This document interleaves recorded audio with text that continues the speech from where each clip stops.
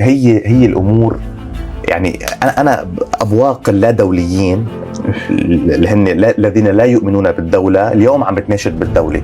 يعني انتم جماعه الحزب اللي انتم معتبرين الجيش اول شيء عميل، ومعتبرين الجيش ضعيف، ومعتبرين الجيش يأتمر بالخارج، هلأ صار بدكم الجيش اللبناني يوقف هذه المناوشات اللي عم بتصير. ما انتم اللي ورطونا بهذه الحروب اسنادا لشعوب العالم، لحتى الشعوب الفلسطيني او الشعب الفلسطيني اليوم يقوم بمظاهرات ضد حماس وضد على ما أقحمته حماس من حروب ومن مخاطرة بدماء الشعب الفلسطيني. أنتم كمشروع إيراني خاطرتم بدماء اللبنانيين ودماء الفلسطينيين. ليه؟ لأنه أنتم أوهمتوا الناس بأنه سلاحكم قادر أنه يمحي إسرائيل عن الوجود، قادر ب7 دقائق يمحي تل أبيب ويوصل.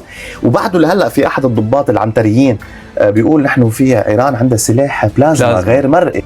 عم تكذب على العالم، ما بتحي على حالك بعد ما فشلت كل هذه السرديات. وبعد لك سالم زهران وقت اللي قال على MTV انه نحن كان مطلوب منا بهذه الفتره نقوي الناس ونعطيهم معنويات، بس اليوم طلعت الموضوع ما نجح مع اسرائيل، لانه اسرائيل طلعت بتعرف شو لابسين من جوا ومن برا. طيب ايران بركي عندها هذا السلاح البلازما الغير مرئي اللي بتقولوا، وبعدين عم نشوف كمان مدن صواريخ. فرجينا مرة